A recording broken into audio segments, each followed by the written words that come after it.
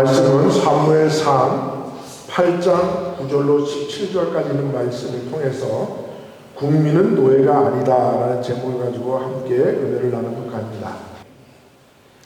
여러분이 제가 몇 번 이 강조한 이 하나의 말씀이기 때문에 이 말씀을 가지고 왕정, 인간이 만든 왕정 제도에서는 왕이 세워진다면 그 왕에게 권력이 집중되기 때문에 결국 그 왕의 백성들은 왕의 노예가 될 뿐이라는 것을 하나님께서 이스라엘 백성들에게 왕정 제도를 주면서 경고하신 말씀인 것이죠. 우리가 여기서 11절부터 쭉 결국 백성들은 왕의 뭐가 된다는 겁니까? 노예가 된다는 거죠. 군인으로 왕을 위해서 노예처럼 가서 싸워야 되고, 또 왕의 식량을 조달하기 위해서 왕의 밭과 왕의 목장에 가서 일을 해야 되고, 또 왕의 옷을 만드는 일을 해야 되고, 왕의 음식을 만들어야 되고, 왕이 마실 포도주를 만들어야 되고, 왕이 먹는 빵을 만들어야 되고, 전쟁에 나면 모든 백성들이 나가서 왕을 위해서 싸워야 하고, 오로지 누구를 위하여? 왕을 위하여, 왕을 위하여, 왕을 위하여.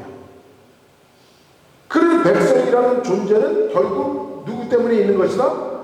인간 한 왕을 위해서 있게 된 것이다. 왕에게 무엇이 있기 때문에? 권력이라는 강력한 무기가 있기 때문에. 그래서 이렇게 왕에게, 한 인간에게, 한 리더에게 권력이 집중되게 되면 그 나라 백성들은 결국 다 그 왕의 권력자의 노예가 되어야 된다는 것이 성경에서 말씀해주는 경고인 것이죠. 그래서 하나님이 그들에게 마지못해 왕정제도를 허락해 주지만, 왕정제도를 허락해 주면서 그 왕정제도의 권력을 둘로 나누어서 주신다는 거죠.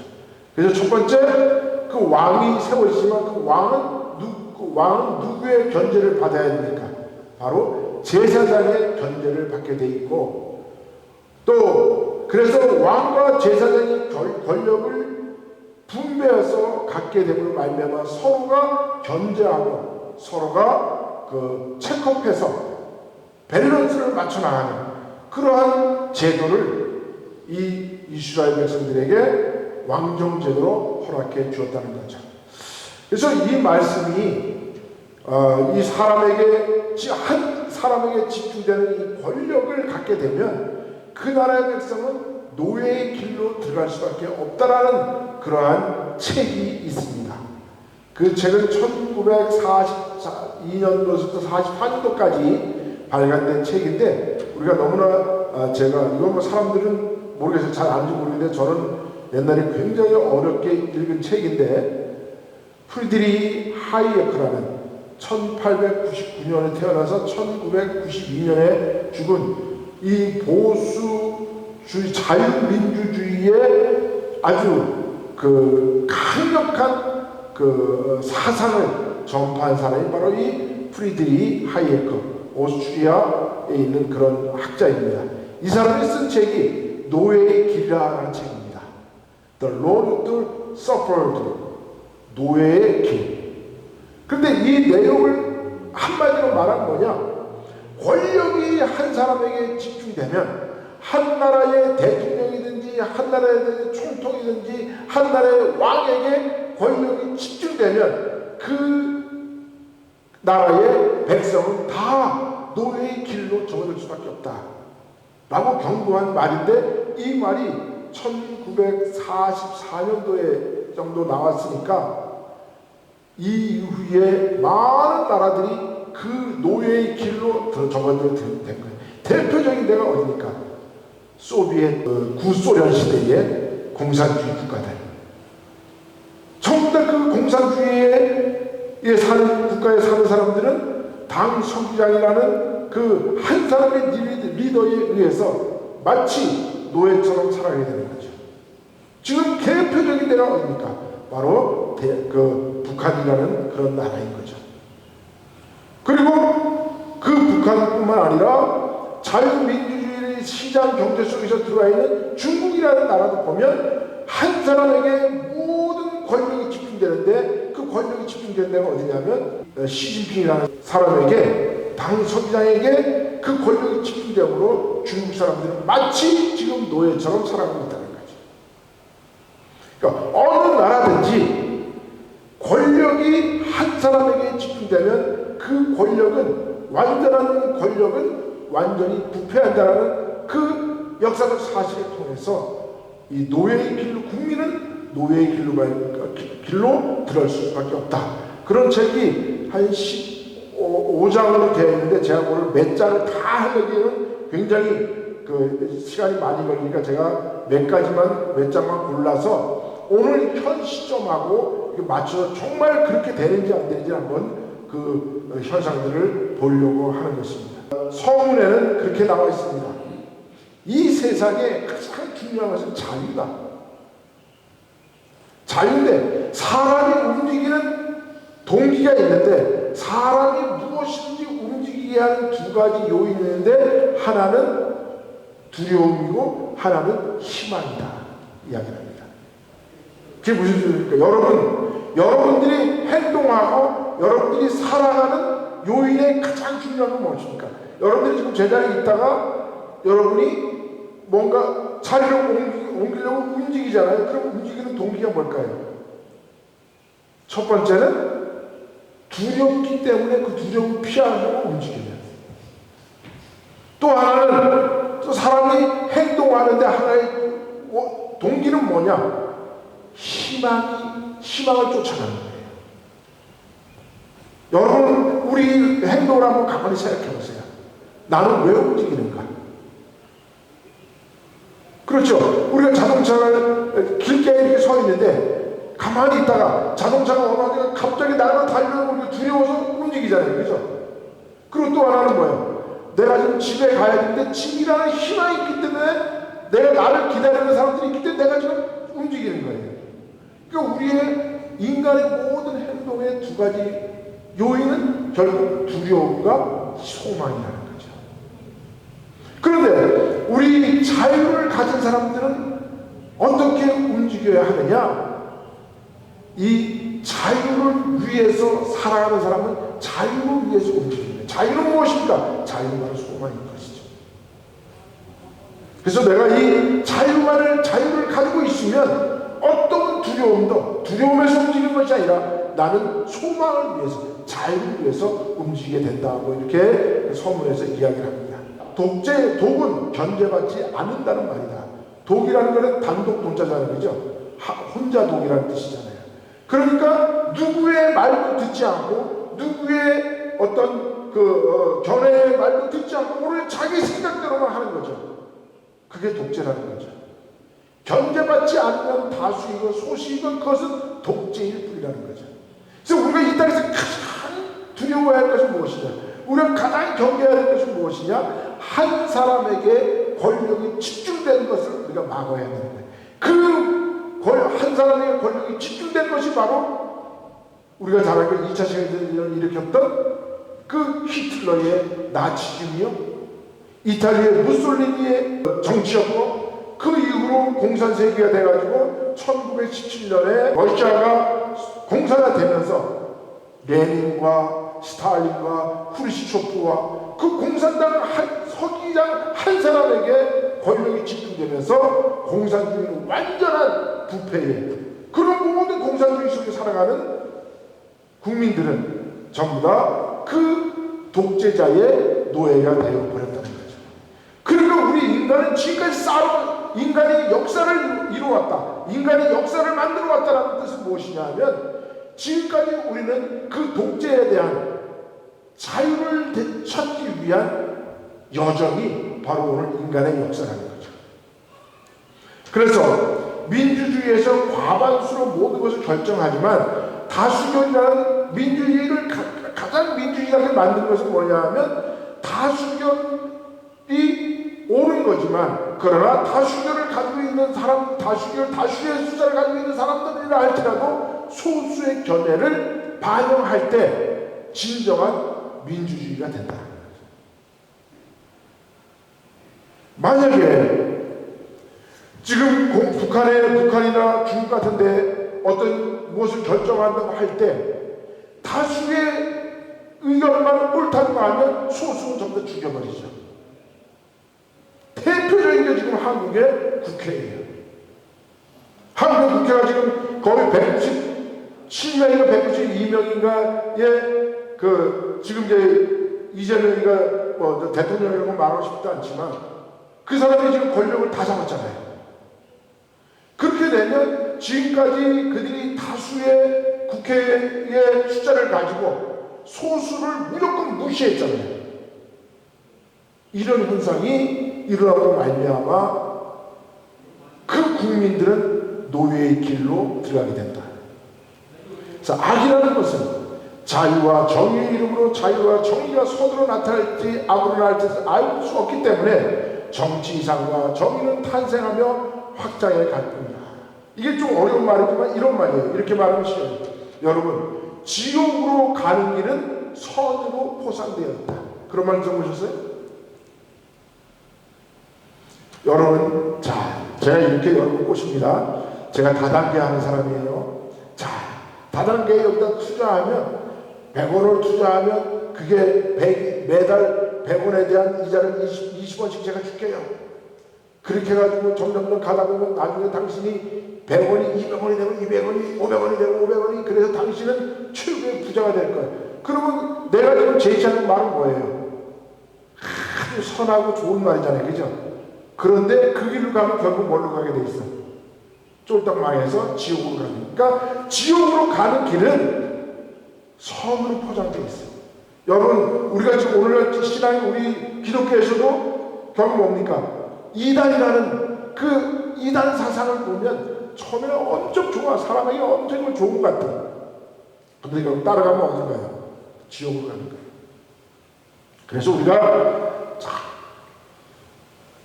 귀에 기탄 말 같은 말은 우리가 잘 새겨서 들어야 돼요.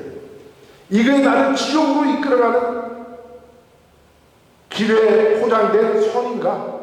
정말 이것은 하나님의 말씀으로 나가는 천국으로 진짜 천국으로 가는 길인가? 그래서 지옥으로 가는 길은 무엇으로 포장되어 있다? 선으로 포장되어 있어요. 근데 그 지옥에 가까우면 가까울수록 이미 그때는 때가 안 되십니다. 못 빠져나가요. 그 어느 누구도 어느 이상도 정의와 선을 독점할 수 없도록 서로가 서로를 견제해 줘야 돼요. 그래서 하나님이 이스라엘의 왕을 세우지만 그 왕을 견제할 수 있는 누구를 세웠다? 제사장을 세워준 거예요. 그것에 인해서 오늘날 현대국가는 삼권이 분립돼서 무엇이 서로 견제하고 통제해요? 서로 이렇게 밸런스를 맞춰요? 바로 사법권, 입법권, 행정권이라는 3부가 서로 권력을 나눠서 서로가 서로를 견제하게 됩니다. 그러니까 견제 안 되는 세상은 독재의 세상입니다. 그 독재 속에 살아가는 사람들은 결국 그 백성은 뭐가 된다?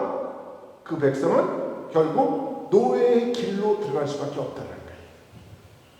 그래서 제가 왜 오늘 이 말씀을 드리냐면 이스라엘이 분명히 하나님이 말씀하셨잖아요. 너희가 인간 왕을 세우면 백성은 전부 다 인간 왕이 뭐가 된다? 노예가 된다.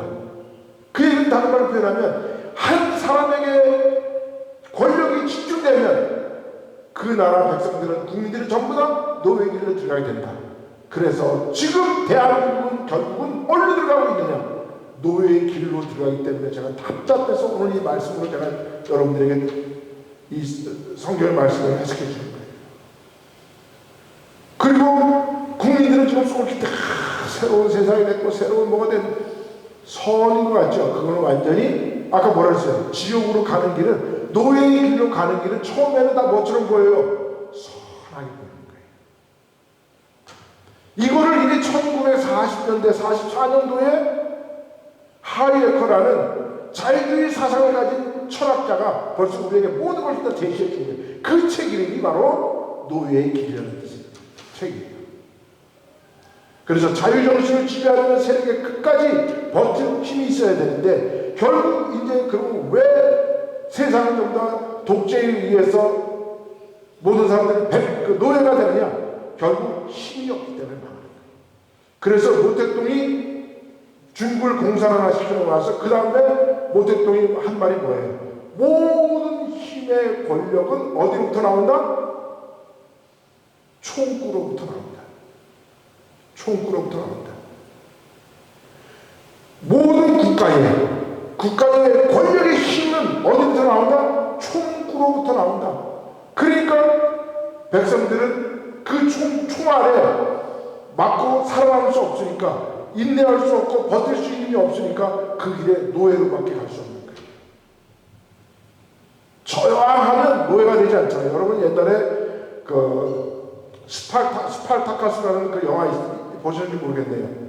그 로마 시대 때 끝까지 로마 군인들과 싸우면서 나중에 십자가에 달려 돌아가 죽는 그 스파르타카스라는 그 반항가들의 이야기를 영화로 만든 건데, 결국은 버틸 수 있는 힘이 없으니까 다 잡혀서 십자가상에 전부 다 사형으로 죽게 되는, 결국 끝까지 버틸 힘이 없으면 노예가 되는 거예요. 그럼 우리는 어떻게 해야 됩니까? 힘을 길러야 됩니다. 그 힘은 무슨 힘입니까? 바로 진리를 알지니 진리가 너희를 자유케 하리라. 그러니까 우리가 하나님의 말씀을 제대로 알아야 돼. 배워야 돼. 예. 오늘 분명히 성경의 사무엘상 8절에 뭐라 했습니까? 너희가 인간 왕을 세우면 백성은 다 빵 짓는 노예, 옷 만드는 노예, 포도주 만드는 노예, 말 기르고 소 키우고 우유 짜는 노예, 왕이 노예가 된다니까. 그래도 너희들의 왕 세울래?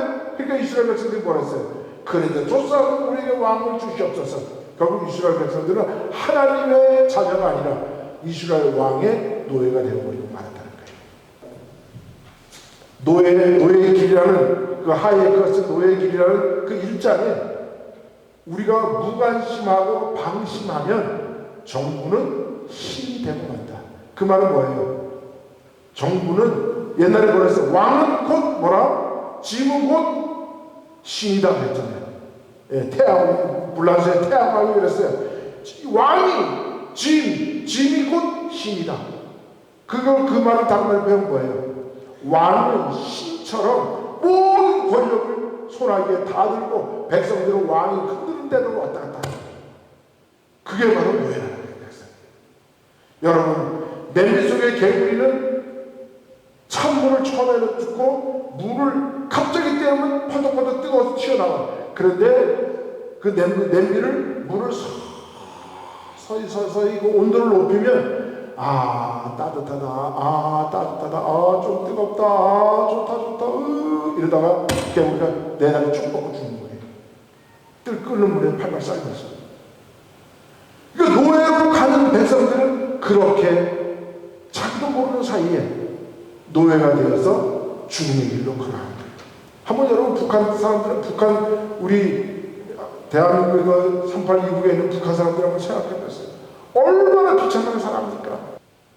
다 김일성이라는 그 독재자의 사탕 발림에 다 빨려가가지고 지옥으로 가는 길은 선한 길로 포장되어 있으니까 공산주의 함께 일하고 함께 먹고 함께 쓰고 함께 살고 너무 좋아. 거기에 좀 더 푹 빠져가지고 있다 보니까 국가가 옷도 나눠줘, 국가가 밥도 줘, 국가가 의료도 제공해줘, 국가가 학교도 보내줘, 국가가 결혼도 시켜줘, 국가가 다 해주니까 거기에 편하게 살다 보니까 어느 날 나라 쫄딱 많이 해서 더 이상 국가 줄 게 없으니까 다 애들을 꽂혀게 되는 거예요. 그런 냄비 속에 개구리처럼 편하게 죽어가는 거예요. 대한민국이 그 길을 들어갔다니까요. 정부는 자신들만의 질서를 만들어 국민들에게 강요해요.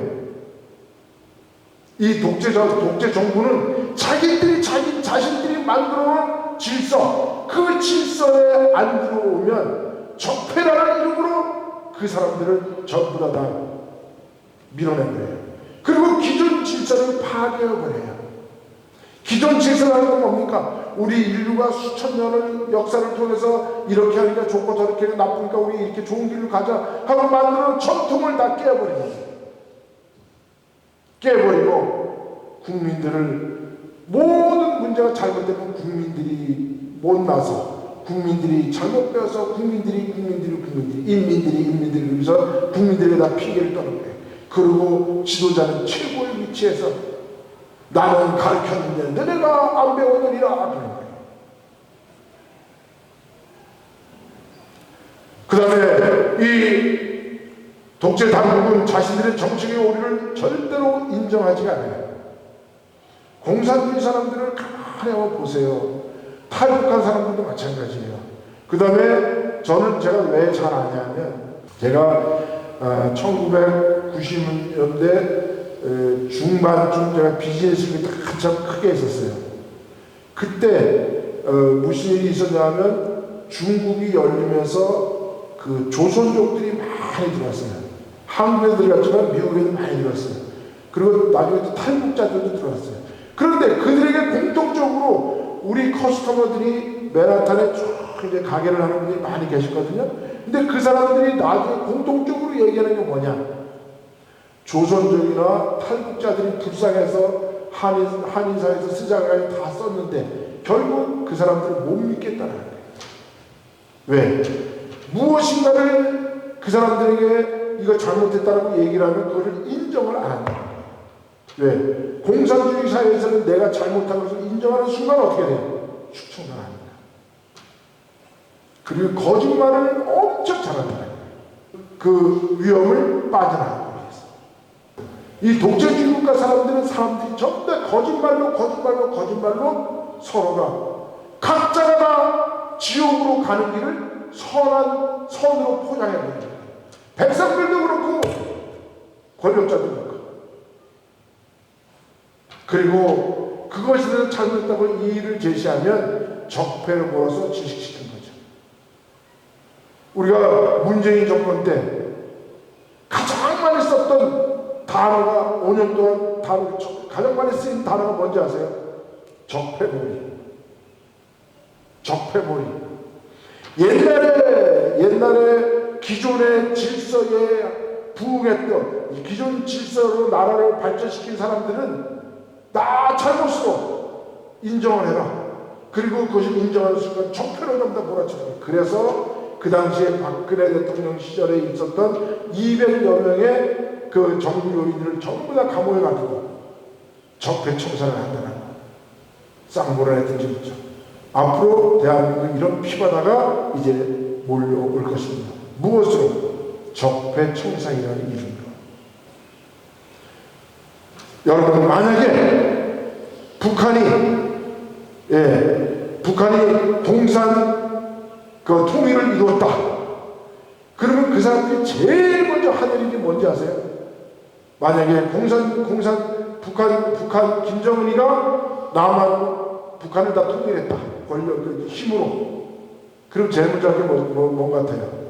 적폐 청산이라는 이름 아래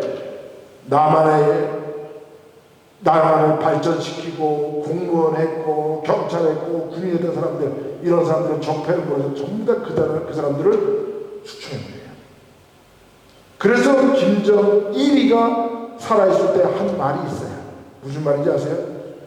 남한이 그때만 해도 4천만 정도, 북한이 한 2천만 정도, 그리고 약 7천만 정도 됐다 그랬어요. 그러면 그 7천만을 전부 다 7천만을 다 살려서 가느냐? 아니다. 남한에 2천만 명 숙청. 북한에, 그 다음에 이 1천만 명은 해외로 내보내. 그리고 나머지 3천 명인가 4천만 명인가를 데리고 국가를 운영해 간다. 우리가 그거 너무나 잘 알잖아요. 1975년도에 월남이 망했을 때 어떻게 했습니까? 그 월남의 민주주의를 부려했던 사람들은 전부 다 내쫓겨서 무엇이 됐습니까? 보트피플이 됐죠. 그래가지고 그 배에서 살려고 배에 올라탔다가 떨어져 죽고 파도에 휘려 죽고 수없이 많은 사람들이 죽어나갔죠. 아프가니스탄이 무너졌을 때 그때 한국군이나 미군의 도움을 줬던 아프간 원주민들이 어떻게 했습니까? 미국이 철수하면서 거기서 죽기 싫으니까 비행기 바퀴에 올라탔다가 비행기가 하늘에 올라뜨니까 거기서 떨어져서 다 죽고 얼마나 많아서 죽었습니까?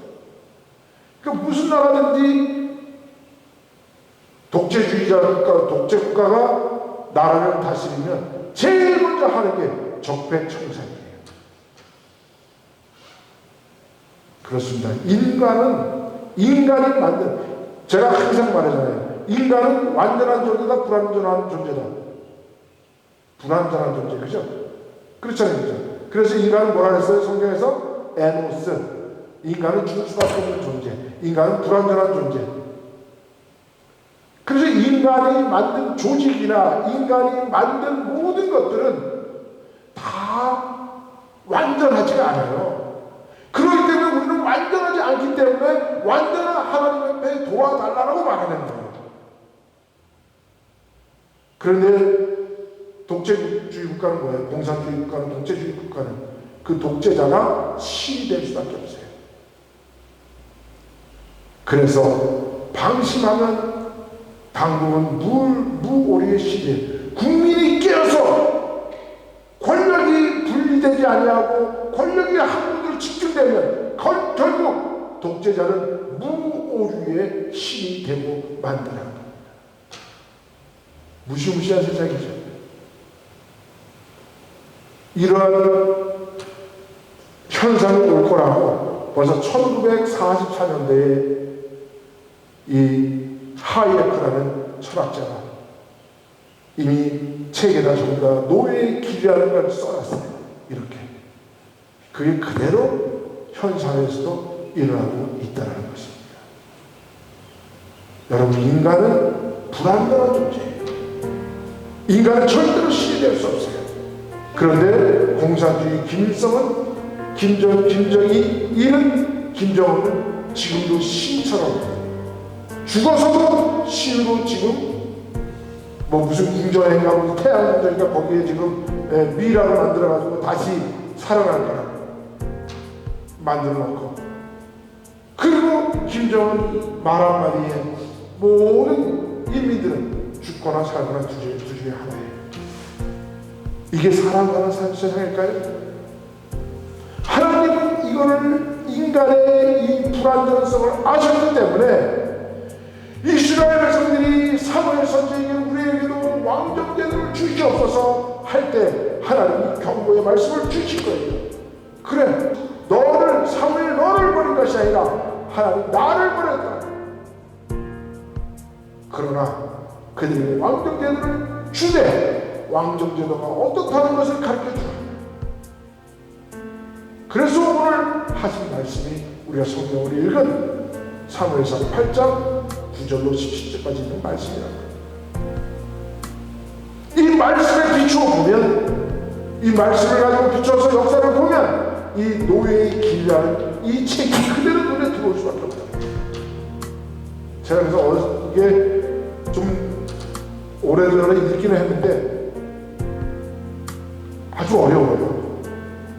한참 오랫동안 읽었던 책인데요. 굉장히 중요한 책입니다. 이 경제가 어떻게 경제가 질서가 잡혀야만 이 국가가 발전해 나가는지 그런 것에 대해서 쭉 책인데, 어떻게 보면 아주 완전한 인간 내면을 들여다본 철학서 같은 그런 책입니다.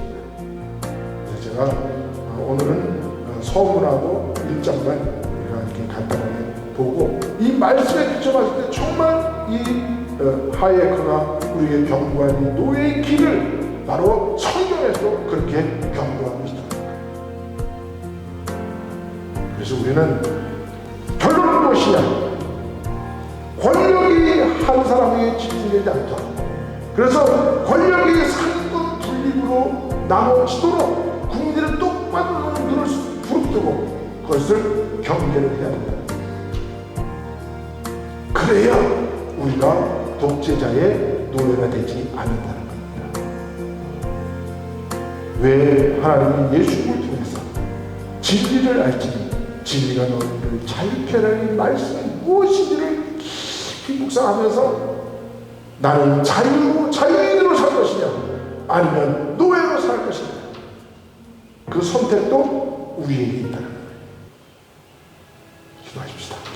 하나님 은혜를 감사합니다.